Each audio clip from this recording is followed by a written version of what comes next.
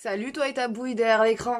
Alors aujourd'hui on se retrouve pour une vidéo sur un tueur en série qui était aussi nécrophile. Je crois qu'on dit nécrophile. C'est les personnes qui font avec des cadavres. Vous voyez, je crois qu'on dit nécrophile. Et en fait, en gros, ce mec il a inspiré Massacre à la tronçonneuse. Et du coup, bah, je me suis dit que c'était intéressant, pourquoi pas. Et en fait, le problème dans cette histoire, ce qui se pose, c'est qu'en fait, j'ai beaucoup plus de détails sur sa vie que sur ses crimes. Alors, je sais qui l'a tué, mais vous allez voir, vous allez comprendre. C'est assez compliqué. Mais vraiment, c'est hardcore. Ce qu'il a fait, c'est hardcore. C'est même dans Massacre à la tronçonneuse, c'est pas aussi dégueulasse, vraiment.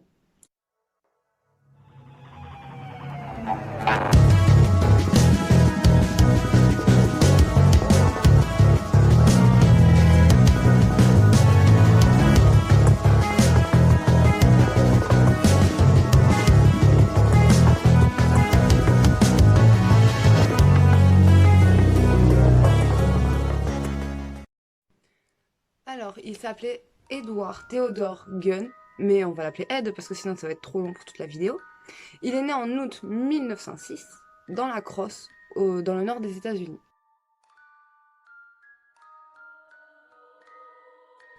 Alors la famille de Ed est composée de George, qui est son père, Augusta, qui est sa mère, et d'Henry, qui est son grand frère. Du coup, Ed est le plus petit. Du coup, alors Ed, il va pas grandir dans une famille normale.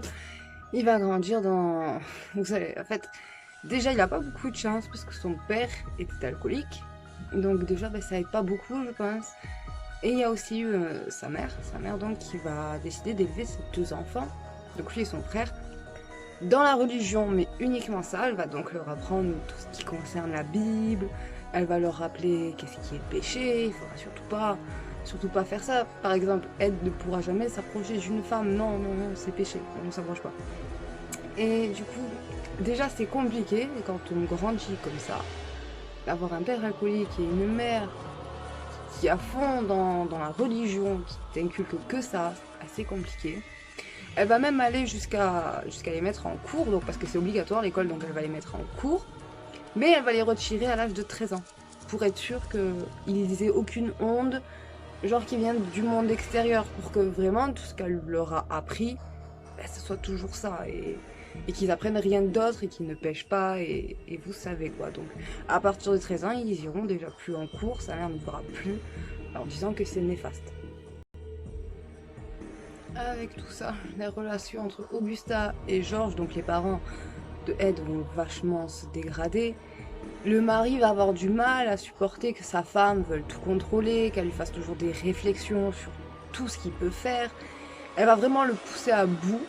Et lui, ce qu'il va faire en fait, c'est qu'il va encore plus sombrer dans l'alcool et il va devenir violent. Il va donc commencer à battre Augusta. Donc du coup, bah, Ed, il a assisté à tout ça dans son enfance déjà. Donc c'est déjà... Déjà, on se dit, quand t'as grandi dans un contexte comme ça, et je dis pas que tous les gens qui grandissent dans des contextes comme ça ne réussissent pas, je dis juste que bah, ça aide pas à la réussite quand tes parents ne sont pas là pour te pousser à réussir. Vous comprenez ce que je veux dire? Alors en 1914, Augusta va prendre une décision. Elle va vouloir s'éloigner de la ville pour acheter une ferme qui sera complètement isolée. Et c'est exactement ce qu'elle va faire. Et du coup, elle va réussir à convaincre toute la famille que c'est mal, que la ville est mal, qu'il y a trop d'influence, qu'il faut partir, qu'il faut s'isoler, que les personnes qui sont là ne sont pas de confiance et tout ça. Et bah, elle va réussir à convaincre toute sa petite famille. Et ils vont donc la suivre, ils vont donc accepter et vont emménager dans cette ferme qui est complètement isolée. Alors la petite ferme va se situer à Plainfield. Plainfield. Là, voilà, c'est écrit, tout va bien. Alors ce qu'il faut savoir, c'est que Ed, il va plus jamais déménager de cette ferme. À l'instant où ils vont emménager, ça sera sa dernière demeure. Il va y passer tout le reste de sa vie.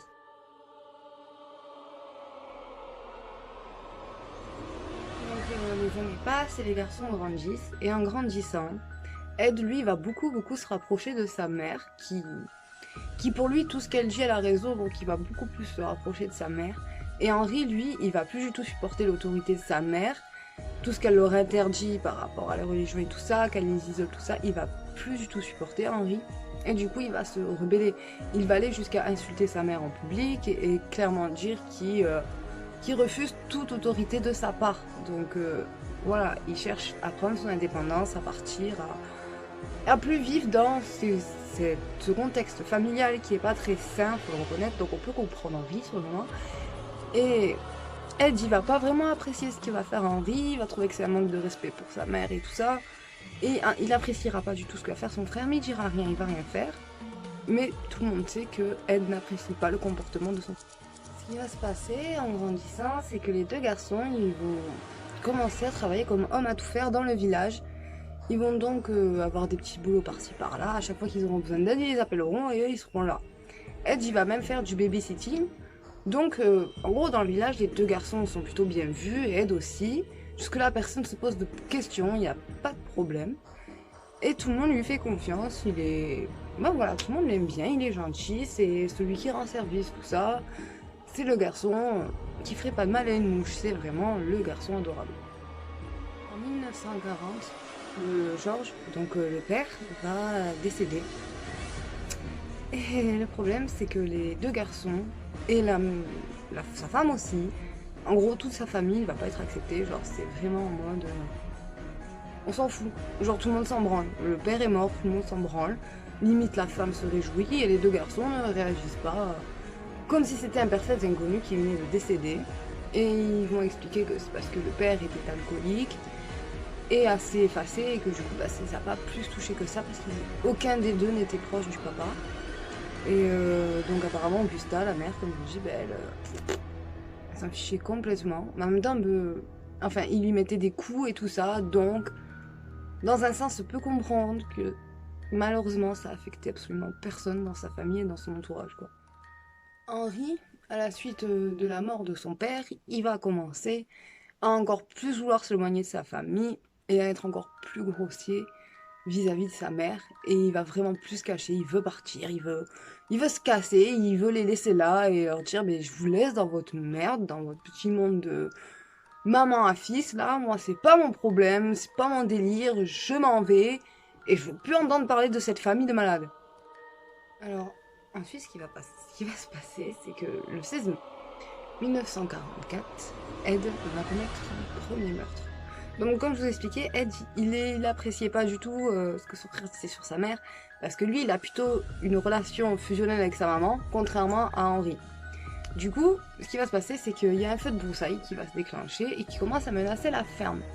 Les deux garçons vont donc se mettre d'accord et se dire, bon, on va essayer d'aller l'éteindre tous les deux, viens, on va faire quelque chose, et on laisse pas ça comme ça, quoi. Du coup, ils vont y aller tous les deux, mais le problème, c'est qu'au bout de plusieurs heures, Ed va rentrer, et sans son frère, donc le feu est éteint. Mais son frère n'est pas là. Et il va expliquer à la police juste que son frère a disparu, qu'il sait pas où il est. Voilà, c'est tout ce qu'il va dire. Mais quand la police va arriver, parce que oui, forcément ils vont venir, hein, disparition, tout ça, on vient voir. Du coup la police va arriver, et ils vont... Et en fait ce qui va se passer, c'est très bizarre, parce que Ed va directement les conduire au corps de son frère. Et il comprend pas. Je comprends pas. Il est censé être disparu, mais lui, spontanément, il va les amener encore de son frère, et en fait son frère aura donc été retrouvé, genre si vous voulez tout avait pris feu, puis il y avait un endroit qui n'a pas pris feu, bah lui était pile là où ça n'avait pas pris feu, son corps était couvert de bleu, donc traces de coups, et voilà, il n'était pas mort cramé, donc il comprenait pas trop, il s'est dit ce qui s'est passé, il était qu'avec son frère, c'est quand même le soir, pourquoi, comment en fait, donc voilà. Mais comme je vous ai dit, Ed, il avait une super bonne réputation, il ne ferait pas de mal à une mouche. Donc personne n'aurait pu soupçonner qu'il aurait tué son propre frère. Donc il n'était pas du tout soupçonné. Et la police va classer cette affaire sans suite, je pense, parce qu'on n'a vraiment pas d'autres informations. Donc à ce moment-là, ils ne sont pas plus posé de questions apparemment, quelqu'un est mort, mais c'était pas grave. Voilà, je ne comprends pas trop. En tout cas, personne n'a été arrêté pour ce meurtre et j'ai pas l'impression qu'il y ait vraiment eu une enquête. Je vais vous dire une demi-connerie. Alors effectivement, il n'y a pas vraiment eu d'enquête parce que le coroner va juste déclarer Henri mort d'une asphyxie. Donc c'est pour ça en fait qu'il n'y a pas eu d'enquête et plus de questions. Ils l'ont déclaré mort d'une asphyxie. Je comprends pas. On retrouve quelqu'un avec des coups sur la tête et on se dit il est mort asphyxié. Celui-là c'est sûr, c'est certain. Il n'y a pas de doute. Donc le 29 décembre 1945, Augusta, la maman de Ed, va décéder à la suite de nombreuses attaques qui vont l'affaiblir. Elle va donc faire plusieurs attaques, et la dernière, malheureusement, lui sera fatale, et elle va donc décéder. Au moment de la mort de sa mère, Ed était âgé de 39 ans, et il se retrouvait seul dans ce monde que sa mère lui avait fait comprendre, qui était horrible, donc un monde hostile, et il venait de se retrouver seul dans ce monde, sans sa mère qui d'habitude le protégeait, ou en tout cas l'empêchait d'accéder à ce monde qui était mauvais. On le rappelle, il est très mauvais le monde. Du coup, lui il s'est retrouvé seul, et c'est à ce moment-là qu'il va se passer quelque chose, un déclencheur je pense, et Ed va complètement vriller. Il va vriller, et vous allez... Alors Ed, il va vraiment péter un plomb. Quand je dis qu'il va péter un plomb, c'est que à la suite de la mort de sa mère, il va condamner les pièces dans lesquelles sa mère avait l'habitude d'aller le plus souvent, pour les garder intactes et dans l'état dans lequel sa mère les a laissées, comme un mémorial, vraiment un souvenir. Il va figer dans le temps tout ce que sa mère avait fait pour que ça ne bouge plus. Et lui, il va juste continuer à utiliser la cuisine. Et une petite chambre. L'État lui versera donc de l'argent. Alors je sais pas pourquoi, je sais pas si c'est par rapport à sa mère ou pas. Je sais juste que l'État lui verse de l'argent, mais que c'est pas assez pour lui, et que du coup il est obligé de continuer à côté les petits boulots qu'il faisait déjà. Mais depuis toujours en fait, donc dans le village, quand on a besoin d'aide, tout ça, il continue à faire ça lui. Ed va commencer à développer une nouvelle passion. Il va donc chaque matin acheter le journal local pour lire la rubrique nécrologique, donc qui est mort, tout ça, tout ça, tout ça. Ça intéressait beaucoup apparemment, tout ce qui était rites funéraires, la mort, les gens qui viennent de mourir, les gens morts depuis longtemps. La mort, c'était devenu une passion pour lui, il était fasciné par ça. Et donc, il s'y intéressait tout le temps, tout le temps, tout le temps. Comme je vous dis, déjà, aller acheter le journal tous les jours juste pour lire qui est mort dans ton village, c'est quand même assez bizarre.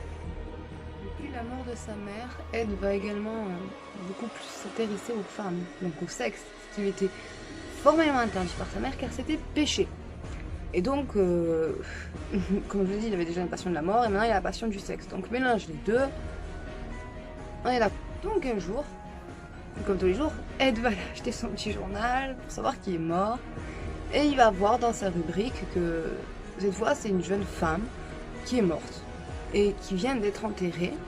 Et lui, ça va beaucoup l'intéresser en fait. Il va plus s'intéresser à celle-là qu'autre chose. Je sais pas pourquoi, mais dans sa tête, il y a eu carrément le déclencheur, quelque chose de... Genre, il était obligé de faire ça, il va attendre le soir. Le soir, il va se diriger au cimetière, où est enterrée la jeune femme. Il va déterrer son corps, il va la violer. Mais Ed, même après son arrestation, il ne va jamais en fait avouer plutôt, qu'il a violé les cadavres. Il dira oui, je les ai déterrés, tout ça, mais j'ai jamais violé les cadavres. Pourtant, on a eu beaucoup de preuves comme quoi il violait les cadavres, donc c'est pour ça que je vous le dis comme une affirmation. Il a été déterré, cette femme, pour la violer, parce que sinon je sais pas pourquoi il l'aurait déterré. Je fais tout tomber.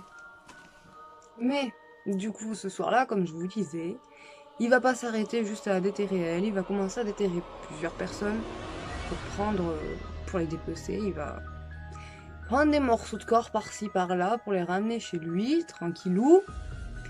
Et il va faire ça. Je sais pourquoi, je ne sais pas, mais ce soir-là, il va déterrer plusieurs personnes juste pour ramener beaucoup de corps chez lui. Ce que va surtout faire Ed, c'est garder la peau, pas de ses victimes, vu que c'est pas lui qui les a tués, mais des cadavres déjà morts pour s'en faire des vêtements, tout simplement. Voilà. Mais dans le village, en fait, personne ne réagit à ce qui se passe. Donc voilà, personne ne se dit que c'est peut-être Ed. Des gens ont remarqué apparemment des choses bizarres chez lui, mais il prenait pas cette affaire au sérieux, il pensait pas que c'était Ed. Et donc il va rien se passer, absolument rien.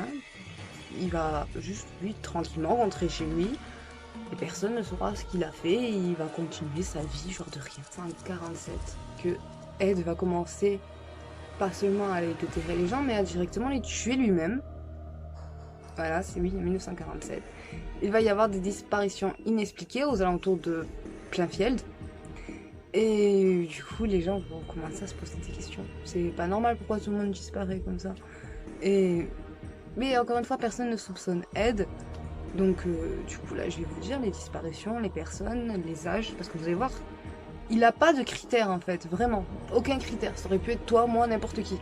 Le 1er mai, la même année, une petite fille âgée de 8 ans qui s'appelait Georgia va disparaître à Jefferson. Et en fait, ce qui va se passer, c'est qu'elle allait se rendre à l'école, donc entre le chemin de l'école et sa maison. Donc elle se rend à l'école, elle va disparaître. Voilà. C'est à ce moment-là, et malheureusement, bon, on la retrouvera jamais. Et au jour d'aujourd'hui, on l'a toujours pas retrouvée. Mais on sait aujourd'hui que c'est elle. On le sait. On le sait que c'est elle. Et le problème, c'est qu'au moment de la disparition, il n'y avait pas vraiment d'indices ni de traces. En tout cas, aucune qui permettait de relier Ed directement à la disparition de la petite fille. Les seuls indices qu'on retrouvera sur place seront des traces de pneus appartenant à une Ford, c'est tout. Et ça aide pas à arrêter une personne qui a kidnappé une enfant. En novembre 1952, c'est Victor et Ray qui vont disparaître. Ils vont s'arrêter dans une taverne, toujours à Plainfield. Ils vont s'arrêter dans une taverne, c'est un bar pour ceux qui savent pas. Ils vont s'arrêter et juste avant d'aller chasser, en fait ils avaient prévu une partie de chasse tous les deux, ils vont donc s'arrêter et en allant à la chasse, et ben, ils vont disparaître. Et eux aussi, bah, aucune trace et on ne les reverra jamais, jamais, jamais. Genre ils sont sortis de ce bar et on les a jamais revus. En octobre 1953, c'est au tour de Evelyn, elle avait 15 ans, de disparaître. Alors elle, ce qui va se passer, c'est dans la crosse, elle va tout simplement aller faire du babysitting, hein, donc voilà, comme une jeune fille de 15 ans fait pour se faire de l'argent de poche, donc elle va aller faire du babysitting, et on la reverra jamais. Mais sur place, cette fois, on retrouvera des traces de sang. Donc déjà, on a plus d'indices, elle s'est effectivement pas enfuie, elle ne s'est pas volatilisée, et quelqu'un lui a fait du mal. Donc, si on retrouve son sang, c'est que quelqu'un lui a fait du mal. Et avec le sang, on retrouvera aussi ses vêtements. C'est important, parce que personne ne s'enfuit tout nu quand il saigne. Enfin, c'est pas la réaction première que j'ai en tout cas. Donc en décembre 1954, ça va être au tour de Marie de disparaître.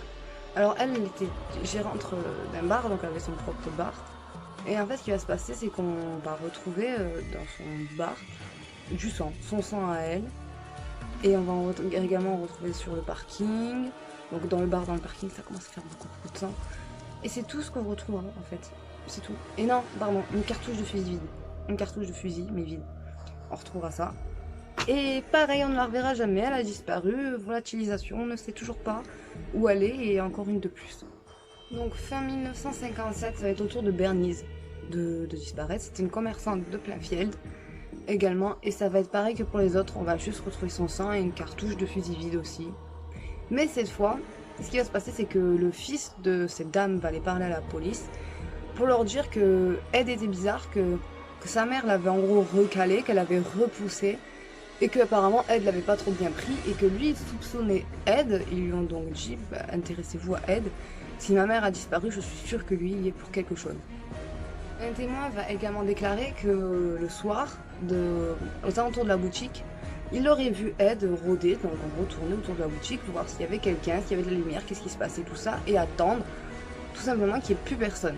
Le shérif de la ville va donc accepter d'aller faire un tour dans la ferme de Ed, pour ne serait-ce que rassurer le fils de cette dame et lui dire, vous voyez, il se passe rien, c'est pas que on se calme, on se détend. Sauf que il était pas prêt, mais quand je dis pas prêt, c'est que même vous, vous êtes pas prêt, et personne ne serait prêt à découvrir ce que lui il a découvert. Genre vraiment, même dans un film d'horreur, j'ai pas vu ça. J'ai lu, et j'ai jamais vu ça de ma vie, je ne peux même pas vous l'imaginer. Et pourtant, je vais vous montrer des photos, c'est pas des vrais. Ça sera seulement une reproduction faite par des gens de ce que ça aurait pu donner. Vous allez comprendre quand je vais vous montrer, mais je vais vous montrer les images, mais c'est une reproduction, ce n'est pas vrai, on se calme. Alors tout d'abord, dans la cuisine, il va trouver un cadavre éviscéré qui pend, comme ça, oui, pourquoi pas. Des têtes réduites, qui va, en gros, qui allait de la cuisine jusqu'à sa chambre, comme objet de décoration, voilà. La moitié d'un crâne humain. Excusez-moi, c'est pas drôle, mais en fait c'est la moitié d'un crâne humain et il s'en est servi comme bol. Genre, le policier est rentré dans la maison de Ed et il a vu un crâne humain avec des céréales et du lait dedans. Tout va bien. Il va aussi découvrir un fauteuil qui est tapissé de peau humaine. Donc c'est un fauteuil fait avec de la peau humaine qui, d'après la reproduction, aurait pu donner ça.